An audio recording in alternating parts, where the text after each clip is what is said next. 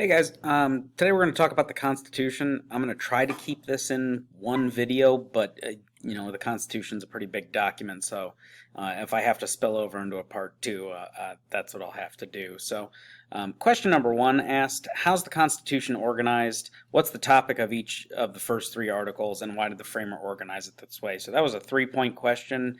A lot of you guys missed points on not doing all three questions, not completely answering them, or giving like really general, vague answers.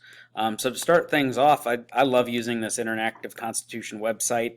You can get to it from the Documents page on the Google Classroom website I linked you to that has all the other required documents and court cases in it. It's great because it's basically an interactive graphic organizer for the Constitution. So rather than having to read through the wall of text, you can jump to what you need to get to. So the Constitution is organized with first a preamble. That's probably the most famous part. People sometimes think it's part of the Constitution or part of the Declaration, and vice versa, but it is its own thing. It states that we, the people, in order to form a more perfect union, and then all the principles that our government is going to strive to uphold. And we don't always hit all those goals, and sometimes our government has been very far off from upholding the promises it made. But the whole point of the American experiment is we keep trying, we keep making it better. The next three articles, which the question asked you to highlight, were Articles 1, 2, and 3. Those are the body of the Constitution. Article 1 is all about the legislative branch. It talks about how you become a member of the legislature, what the powers of the legislator are, how it's divided between a House and Senate, and how the rules are different if you're a member of the House or if you're a member of the Senate as far as elections and procedures go. And that's really it.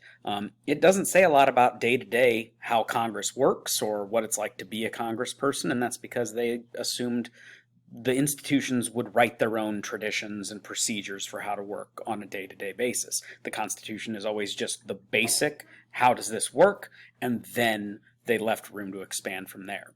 Article 2 is the executive branch, so that establishes the presidency. Presidency is super weird.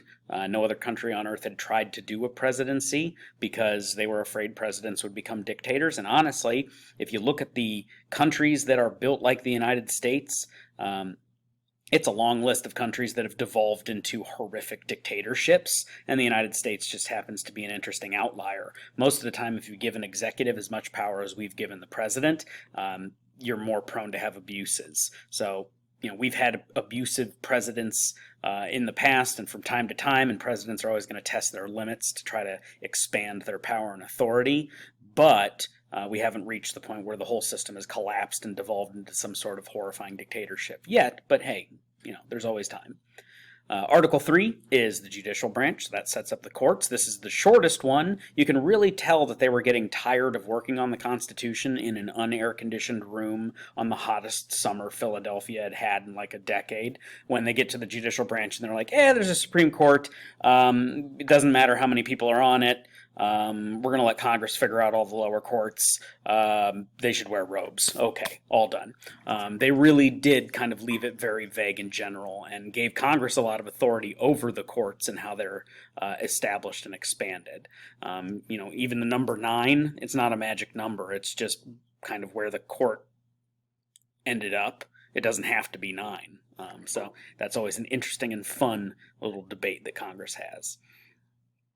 After you leave the first three articles, the structure of the federal government is set up, and that brings us to Article 4, that says that, there's a special relationship that the state governments are going to have to the national government. So Article 4 has a lot of what federalism is spelled out within it. It doesn't use the word federalism, but it's all about balancing the powers that the national government is going to have against the powers the state governments are going to have. And the way they did that was basically by saying, if it's not in the Constitution as a national power, then it is a state power. So that's why states have infinitely more power over your daily life. They can make all sorts of laws. Lots of the complaints about could the Ohio legislature mandate that everybody wear masks all the time? Yeah, they could. If it went through the Ohio legislature and was passed as a law, they totally could do that. In Ohio, it's illegal to get a fish drunk. So if they can make that law, well, then they could probably make a lot of laws. You're also not allowed to fish with dynamite, so don't even think about it. Article 5 is the amendment process. One of the problems the Articles of Confederation had was it didn't spell out how to change it. It was way too hard to change. You needed 13 of 13 states to agree. That was an unrealistic barrier to amending the Articles. So, Article 5 of the Constitution gives us lots of options. We can have Congress propose amendments by a 2/3 vote in both chambers, and then those go to the states, and 3/4 of all the states then must ratify them. So today that would be about 38 states. You and your friends could get together and demand via a vote in your state that Congress host a new constitutional convention, and then you could rewrite the whole Constitution from scratch and send it out to the states to be ratified. There's lots of ways to amend the Constitution now, but the barrier is always the same. We'll talk more about that later in the year. Article 7 is kind of the miscellaneous section of the Constitution. There's a lot of very important stuff in here, but it is kind of a mix of things. It says Congress is going to assume the debts of the states from their previous system of government. It's got the supremacy clause in there that says that when in conflict, if there's a state that says it has a power and the national government says it has a power, if the national government's power is in the Constitution, the national government wins. They win that argument. It has the oaths of office that all elected officials take from individual members of the House all the way through to the president, and a prohibition of religious tests. The United States had been a dumping ground for religious dissidents for the British Empire for, basically from the moment of its opening to British colonists. They were dumping all sorts of religious fanatics and people that were out of step with the Church of England onto the shores of North America. And so there was a wide diversity of religious thought in the United States. And so they wanted to make sure that whatever dominant religious group came to power, they couldn't keep the other ones out of government. So that's why there's a prohibition on religious tests.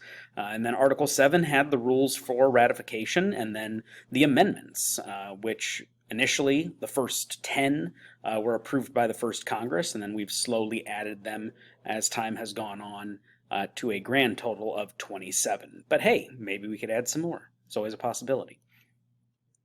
So that's the organization. As you can see, there was a lot there, and yeah, there were 3 specific questions that you needed to be answering. They highlighted a couple articles, and here was a problem. When I went through grading it, I found out that they were directing you to the wrong places. They were labeling, they would give you the name of the clause that they wanted you to do, but the location they gave you, the article, section, clause number, for some of these was wrong. So I apologize for that, and if you did miss a point on it, just send me an email. I'll go back and fix it. That's not your fault. That's not really my fault. That's Edgenuity's fault. It happens. So for the Commerce Clause, what the Commerce Clause does, it gives Congress the ability to regulate trade between the states.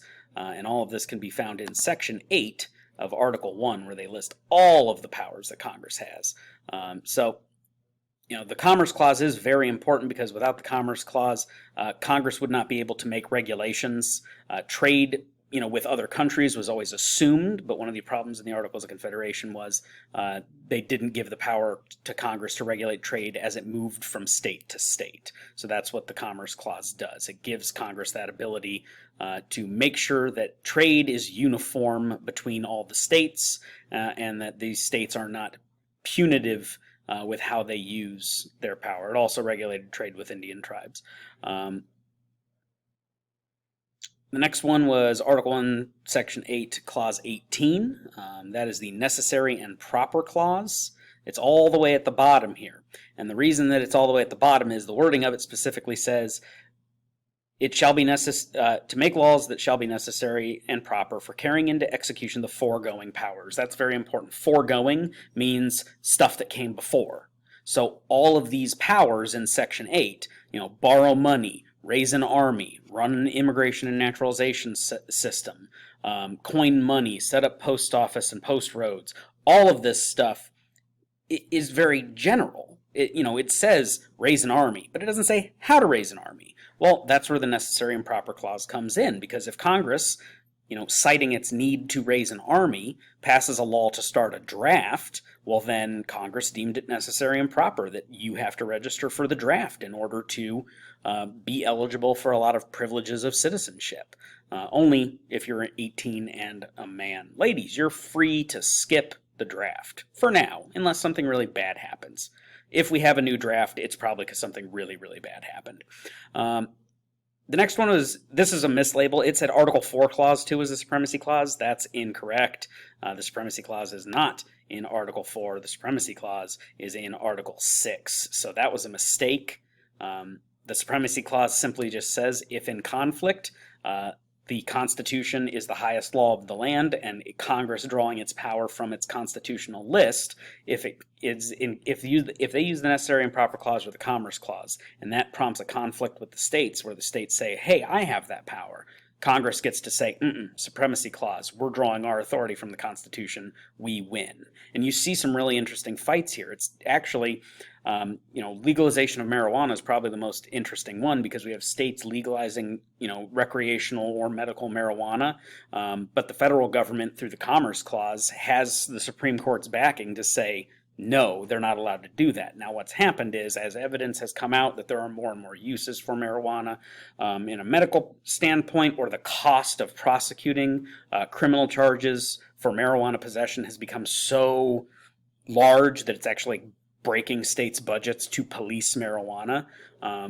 They've thrown in the towel and decided to tax it like alcohol, because it might as well be a net positive in their budgets. The last one was the Full Faith and Credit Clause. That one is in Article 4. That's a clause that has to do with federalism. It's so that the states treat each other fairly in all of their public acts, records, and proceedings. You are a citizen of the United States, and you have the full faith and credit as a citizen of the United States to move between the states, to own property between the states, to conduct business transactions between the states. Your legal documents from one state travel with you to another state. A marriage license in one state is good in another. Your driver's license has reciprocity with other states. So if you get pulled over in another state, you don't get a ticket just because your driver's license isn't that state's driver's license. So that's the reciprocity you get through the full faith and credit.